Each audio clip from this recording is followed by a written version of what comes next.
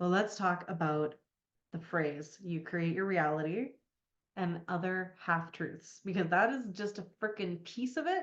And I'm sick and tired of people going on to social media and spreading an unnuanced version of a watered down half truth that can be distorted and actually can create harm to a lot of people because there is a danger when spiritual concepts are not totally understood, especially by people who might be newer to the space, who don't understand the nuance of all of these different things that are happening. There's also a expression where I've seen people who identify as neurodivergent, who maybe have autism and other neurodivergencies where it's hard to understand nuance that isn't explicit. Like if it's implicit, if it's implied, as opposed to explicitly explained, it's not available. There's sometimes just so much assumptions, so many assumptions that are made with what people are sharing. They assume that the listener understands all of this stuff underneath it. And I love social media. I love TikTok. I love 30-second sound bites and clips to watch as much as anyone else, but I have a really hard time making them because I'm like, oh, but what about this? And what about this? And what about this? And what about this? And the nuance is so important when we're discussing this stuff. There are so many higher level spiritual concepts that require a breadth of understanding that in the past would have been passed down to you through years of study and practice, where you could be interacting with a teacher who is going to be able to answer your questions and see where you were at and where your understanding of it was. It wasn't being picked up in 30-second TikToks or reels in ways that could be misunderstood. So I'm really sick of it because I then see people misunderstanding stuff and then like totally being like, oh, none of this stuff is real, none of this stuff works. And it's like, no, no, no, no, no, you just missed you didn't understand uh. So here I am. If we haven't connected very much before, my name is Casey and I am a spiritual teacher. I was told I was going to be when I was 8 years old in this prophecy or mystical experience where spirit came to me. And I spent about next 25, 30 years running from that, pretending like I was doing it and I wasn't owning my power and my capacity to both channel spirit and have these direct mystical experiences. I've had those all my life, but also I have spent the last 25, 30 years studying this stuff intensively with mentors who have been able to work through it with me, and I coach and teach as well. So that's why I feel like I am qualified to say I'm sick of the clickbait and I want to go deeper into what the meaning of a phrase like you create your reality is. It's a half truth. It's a half truth that's harmful.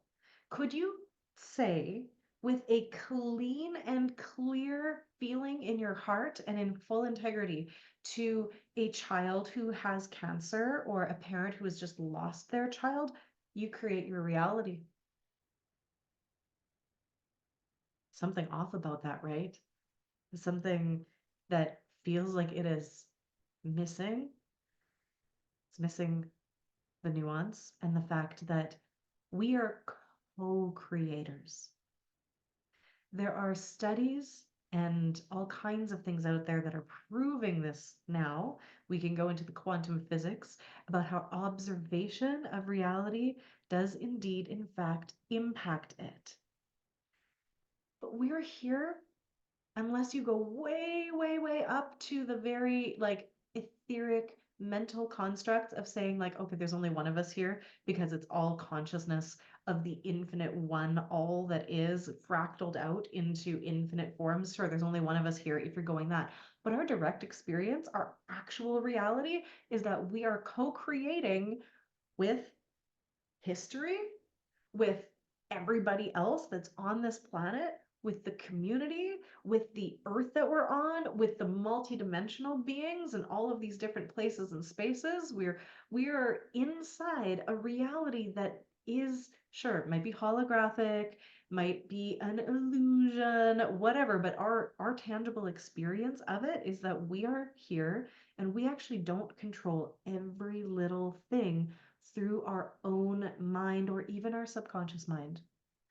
What we do control is our perception if we choose to consciously shift it, and we can control our responses, right? But again, that takes study, training, and practice. Until you know you can shift your perspective on purpose, you can't do it at will. You have to learn how to do that. I can do that. I have trained for many years and I can teach people how to do this. I can look at a situation that seems like it's absolute garbage and I can pull out the gold. I can shift my perspective to go, it's happening for me. But I had to train to do that. And yes, sure, some of it came natural to me, but I learned tools that would help me to do that. And I've practiced doing it. If you don't know how to do that, it's harder. You can't right away. It's going to take some effort.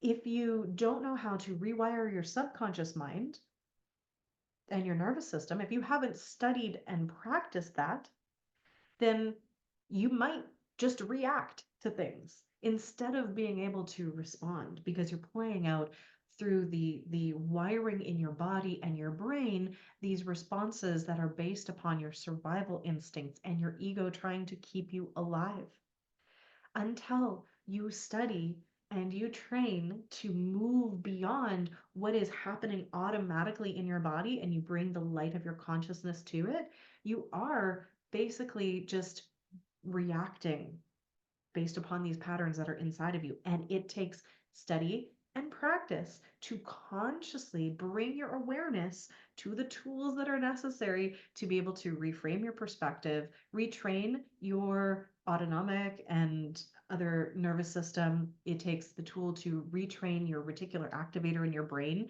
to create a different perception in your reality. You can do all this stuff on purpose. You have to learn how to do it on purpose. The good news is that's what I teach people how to do. I teach people how to become a conscious creator because I have the tools to do it really easily. And I have the codes inside of me, an evolutionary codex to help people with that. I've trained so many clients and so many of my students and friends to be able to do this. I have tools that work on the physical level, on the mental level, on the emotional level, on the soul level, and also practices that create that.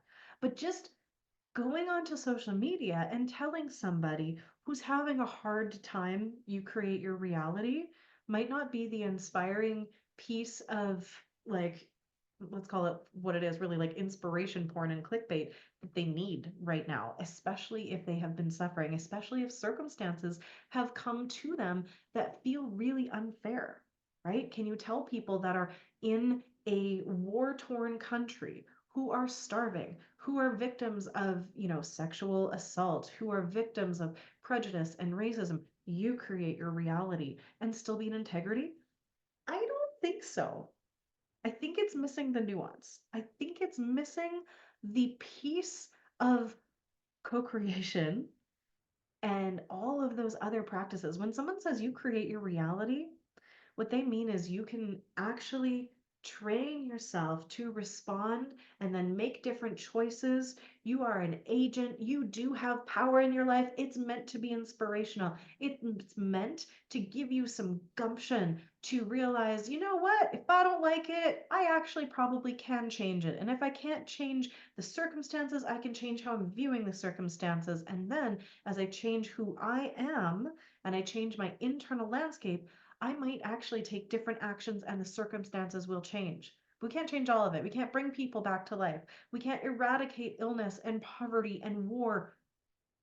I want to say yet. We can't do all of that yet. We're working on it. We have so much that is in our control. We really do. And I want to empower people to feel like they have that control inside of them. But the other part of this thing is you can tell someone, yeah, you can control your reality, you create your reality, but the whole manifestation principle is like a first level teaching of, like, sure, you can exert some control over it, you can get some things that you want, but the higher level teachings, the full nuance where you understand you are a co-creator, is also including this element of surrender to spirit and allowing the divine to flow through you and realizing that your will and divine will are actually one when you are in full surrender, and that you can actually, you release the desire to control when you reach that level of oneness with spirit and you go, universe, surprise and delight me, right? It's not even getting into the fact that sometimes we make agreements to go through things so that we can have the lesson, experience something. And for most of the light workers and leaders and healers and helpers and teachers, it's you go through it so then you can turn around, alchemize it, pull yourself into that role of an example of what it looks like to have survived it and then teach other people. You get to turn your mess into your message and then help other people through it. So, sure, at the highest levels before you got here, you might have had some co creative agreements to go through this stuff. So, sure, is that creating your own reality? Absolutely. But do we experience that? Not until you reach this level of multidimensional awareness and mastery where you can remember that stuff. So, to speak to somebody and just be like, you create your reality, it's not as nuanced as it needs to be to actually empower them. But if you're watching this, I'm sure you are a conscious creator, or at least you're trying to be because you do understand some of these concepts. But you might be frustrated about maybe not being able to manifest exactly what you desire. And maybe things aren't happening as quickly as you want. And maybe you're being pushed into different directions than you thought you ever would be. What I love to teach people in my one-on-one, in my membership, creator codes, in the masterminds, in all of my programs, Lightwork Prep School, it's how to dance with this balance of co-creation, co-creating with the universe and the other people, and being able to tap into the flow state to be able to actually have spirit work through you, with you, so you're one, so then you don't feel the same kind of resistance to whatever is happening. You can see how it's divinely perfect and you can co-create the life that you desire, but you also are surrendered and you're like, it's going to be even greater than I could possibly imagine, right? When we are trying to control and create from the ego level, which is trying to keep us safe, trying to be the one who's in charge, who's trying to negotiate for particular outcomes, as opposed to being in the divine flow and going, like, spirit, like, let me show up for whoever needs me. Let me be the example that you need to be. Let me be who I came here to be that's beyond my comprehension. Bring me the synchronicities and the magic that are going to support me in really being able to be the light wherever you need me, like that level versus the ego level of, I want to manifest this and I want to make sure I have this and I want to make sure that doesn't happen. They're two different levels of consciousness and awareness. And what I do, what I specialize in, is bridging people from the one where the ego, trying to keep them safe and alive and in control, is running the show, to being someone who is able to surrender to the divine will, surrender, but what in that surrender, realize that you and the divine are one. So the release of control that's so terrifying for your ego, after you do it, after you make that terrifying leap into the unknown, you either land in this beautiful fluffy blanket of love going like, oh yeah, but this was the plan all along and it's actually better than I could have ever imagined. Or you realize you're like, oh, I have wings after I made that leap and I am co-creating with all of the energy and I'm supported and I get it from the higher perspective. We can't just create our reality bar none. We are in an infinite game, ever evolving. And there's a lot of magic in the idea, in the concept of calling it a game. Now, that can also be very triggering to people who feel like they are suffering. So, if you're talking to somebody who's had really bad circumstances and you're like, oh, it's all just a game, like, that's not going to land very well. It doesn't feel compassionate and kind.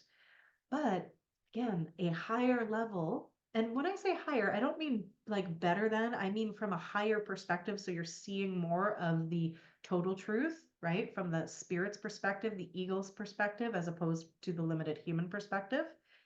when you're in the limited human perspective, it feels like it's all happening, to you. You can see from that higher perspective it's happening for you, but you can also see that it is a game.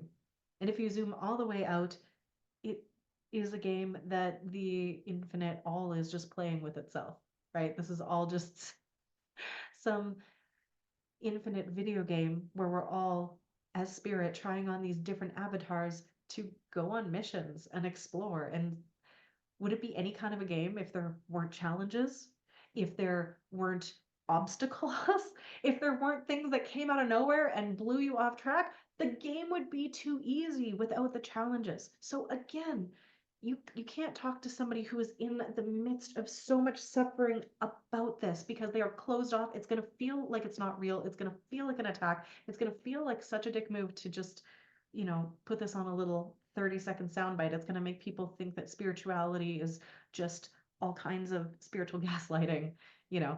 But we are the infinite playing these avatars to play out the infinite game, ever evolving. And we put from the highest level, right? Not consciously, but from the highest level, we put these obstacles, these bad things that are happening, whatever we're looking at, in there to make it more interesting, to make it more of a challenge, to help us be more creative, to help us have something to overcome, right?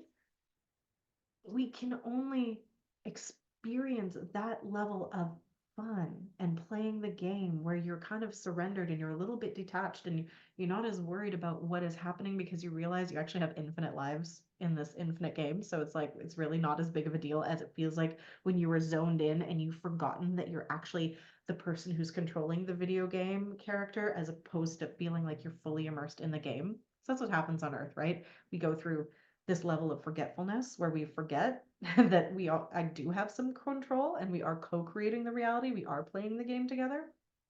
We can forget that, and we can forget that so deeply that everything seems like it is only this and that it's all happening to us and that there aren't other pieces at play. So you create your own reality, kind of. You're a co-creator. You've got codes for creation. You're a fractal of the infinite creator being who has more power and agency than we usually like to think we do. Yes. But is there also an element of surrender and surprise? Absolutely. Are we playing a game? Yes. The stakes are very high and also not high at all. It really depends on what level of consciousness and awareness you are looking at. And I love this. Sarah saying, learning to be an observer more than a savior. What a complex I was carrying.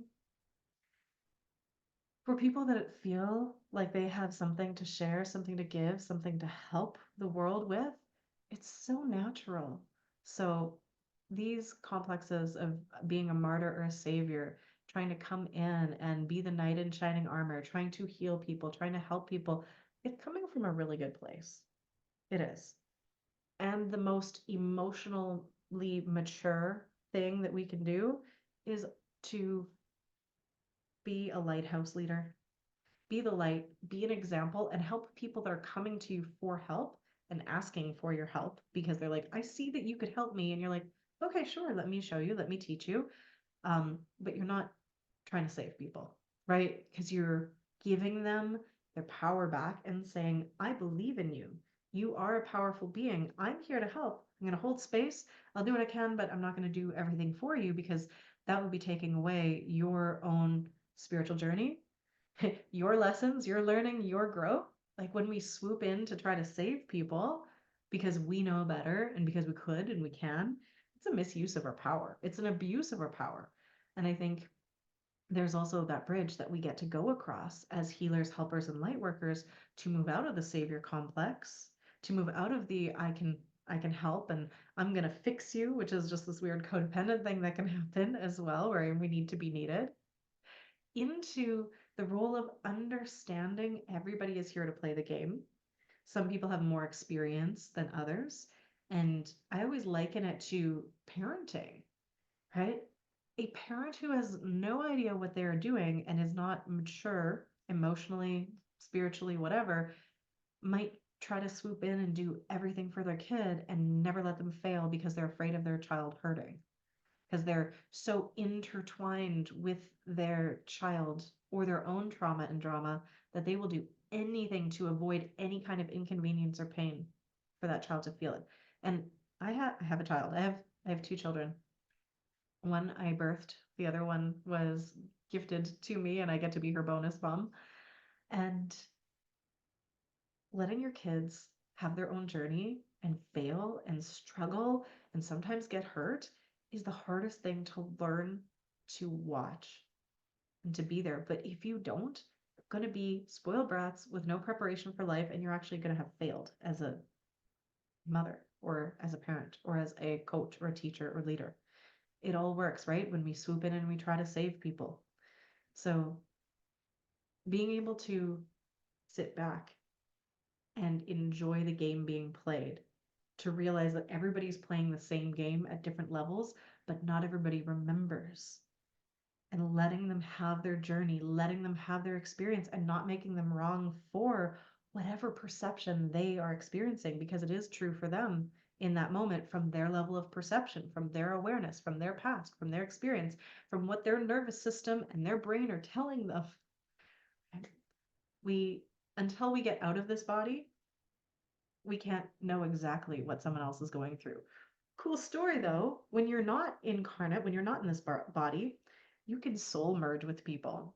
And I mean, you can do it in your human form too if you kind of ascend to this astral form and you remember it. That's super fun. You can merge in and you get to feel everybody's feelings from, any life that they have that you're observing. You can remember it. You can truly have the most magical experience of completely understanding other people. It's much harder to do in this human reality. So we just need to be careful when we are throwing around concepts like you create your reality. Yes, your reality is being created by you, but so much of it is unconscious. So much of it is not yet illuminated. My job, I think, as a coach, a teacher, a spiritual teacher, mentor, is to help bring the light of consciousness to people, to areas that might be unconscious, and to help them actually work with these pieces to retrain them and reframe them to something that they actually desire more, right? Just because something is automatic doesn't mean we can't rewrite the process from memories and traumas and stories and belief systems and habits and what have you into um, this piece of something that would support us more, something that we would desire more. So we can play with all of this in terms of consciousness. I can help, and we're going to do it in a very nuanced way, because anybody that is not actually bringing forward wholeness right now is missing a piece of the puzzle, and their shit's not going to work, right? We need to be aware of the somatics and the body and the nervous system for all of this stuff. Because if your nervous system is dysregulated, it's really hard to be a conscious creator. It's really hard to control or surrender. Like you can't. It doesn't work. So that's a foundational piece. We have to illuminate the subconscious pieces of the mind, the conscious pieces of the mind, our focus, our intention. We have to bring conscious awareness to all of that if we want to change something. We have to work with the emotional realm. I tried to ignore that part. I was really good at ignoring it for the first 20 years of my life, and that caught up to me, and I had to learn how to feel my feelings and work with them as a guide and teacher instead of trying to stuff them down and like be more Vulcan like, like Spock from Star Trek, shoving all the emotions down. Vulcans still have them, especially half human Vulcans like Spock, shoving down the emotions to only focus on logic. That shit doesn't work either. It's gonna catch up with you. We have to consciously align body, heart, mind, soul, and all of our actions to be conscious co-creators while also surrendering and being in flow. That's a lot of things, but it is what I teach. So if you're like, I would like to learn more about this, just message me. There's a couple ways we can play. I do have space for more one-on-one clients right now where we can tailor make a bespoke journey for you in becoming more of a conscious creator, activating your soul gifts and allowing that divine energy to flow through you so you are an emissary of the light that you always have been. But we can just open up the space for you to be that. Do you have the doors for the Creator Codes membership open right now as well? And that is a space where we are fine-tuning the frequencies, playing with the focus and intention, the somatics, the beliefs, all of it to support us in creating things on purpose in alignment with the divine energies. So if you got questions about any of this, please let me know. Just want to check in here. Oh, yes. Sierra, I'm so glad that that is where you're at right now. What's for me will be for me. Yeah, there's a relaxation in that energy. What's for me will be for me. You know, we can't outrun things that we are supposed to experience. Lessons, traumas, things that we might not prefer might actually be exactly what we need to get something that we've been asking for. This is the other thing that I do. I'll just finish up with this here, this thought. When you can actually shift into that next level of spiritual channeling the divine energy, I was like, how do I explain this? It's a feeling. When you're able to no longer be separate from spirit and soul and source, and you have it flowing through you, you understand that it is always happening for you, through you, by you, depending on the level of flow. Um, and the worst things can often be the best things. So when we try to resist something, an accident, a breakup, an illness, whatever, when that might be exactly the piece to get you to where you've been either desiring, right? Or you know your soul is supposed to take you there, right? Into more abundance, more magic, whatever it is, more impact, more income. You might need the crunch. You might need the squeeze. You might need the falling down on your face and having it really suck for a bit to give you the codes that you need, the strength, the resilience, the fierceness, the courage to do the next thing. So there is a point at life where you feel like it doesn't even matter if you create your own reality. You're just a part of the divine flow and it's all happening as it is supposed to, even the things that you don't prefer, but you do have a lot of co-creative control to focus on the things that you do, which ironically brings you more of the things that you do prefer. Just like when you start to live and retrain your brain, and I've talked about this before, through the lens of gratitude, and you're seeing so much to be grateful for, eventually even the hard stuff, you can be like, I'm grateful for the lessons. I'm grateful for that bringing me what it needs. I'm grateful because I trust and I have faith. So co-creating your reality, yes, just creating your reality. Stop telling people that they do, because it's not completely true until you get up to the highest levels and you're at that, like, you are reabsorbed into the Godhead or whatever kind of thing. And then there's some more nuance there as well. But let's empower people to be co-creators, to be in flow, to move with what is happening, right? And to use it to inspire us, to use it to respond to. If you see stuff that's happening in the world that you don't like, you can't necessarily fix it. You can't. Also, fighting against it doesn't work. Rallying against it, hating it doesn't work. That is old energy. That is old energy, fighting to take things down. No, focus on the illumination and the example of what you would prefer instead. Build it, be it. That's how we create our reality. This has been such a fun conversation, loves. I hope some of you are going to jump in to join me inside the Creator Codes membership. That is where you get access to ask me anything. I can be your oracle. I can be a channel. I can bring my 20 years of coaching and facilitation experience forward, whether it's for your beingness or your business. You can ask me questions. You can ask me to speak on topics. And if you join us now, it's $44 a month, and we can actually get you in right away, where you have the library of resources to become a conscious creator and an abundant light worker and leader. And we have the live events, and the next one that's coming up is on Tuesday, the 27th, where you get to ask me anything. And you don't have to be there live. You can pre-submit questions and I can answer them, and you can read them on the replay. So I'll leave the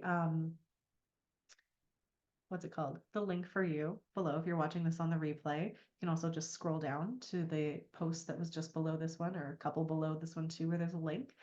But regardless, I want to encourage you to think about the flow state, working with the energy, working with reality and having more fun with it, because that's where we actually get to do more creation work. So, sending you all so much love. Have a beautiful rest of your day, and we will talk soon.